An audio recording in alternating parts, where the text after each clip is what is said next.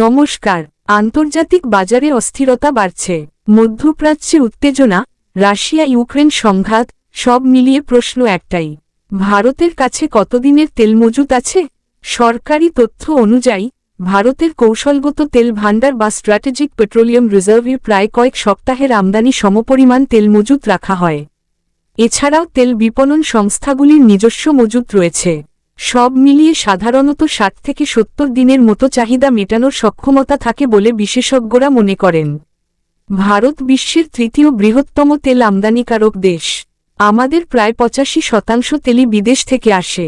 এদিকে রাশিয়া স্পষ্ট জানিয়েছে, তারা সবসময় ভারতের জ্বালানি নিরাপত্তার পাশে থাকবে। রাশিয়া বর্তমানে ভারতের অন্যতম বড় তেল সরবরাহকারী।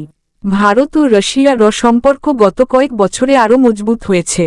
ডিসকাউন্টে রাশিয়ান ক্রুড কেনার ফলে ভারত অনেকটাই সুবিধা পেয়েছে। কিন্তু প্রশ্ন হল, 5টি রাজ্যের নির্বাচন সামনে।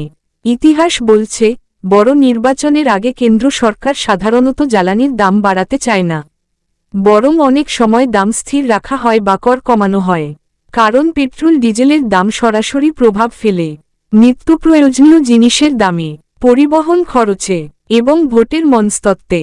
যদি আন্তর্জাতিক বাজারে অপরিশোধিত তেলের দাম হঠাৎ বেড়ে যায়, তাহলে চাপ বাড়বে। কিন্তু নির্বাচন ঘনিয়ে এলে সরকার দাম নিয়ন্ত্রণে রাখার চেষ্টা করবে, এটাই রাজনৈতিক বাস্তবতা। সব মিলিয়ে বলা যায়, এই মুহূর্তে আতঙ্কের কারণ নেই। ভারতের কাছে পর্যাপ্ত মজুত আছে, আর রাশিয়ার আশ্বাসও রয়েছে। তবে আন্তর্জাতিক পরিস্থিতি বদলালে সমীকরণও বদলাতে পারে। আপনার কি মনে হয়, ভোটের আগে কি বাড়বে পেট্রোল ডিজেলের দাম? কমেন্ট করে জানান। ভিডিওটি ভালো লাগলে লাইক, শেয়ার এবং সাবস্ক্রাইব করুন আমাদের চ্যানেল। আমি থাকছি পরের বড় আপডেট নিয়ে। ধন্যবাদ।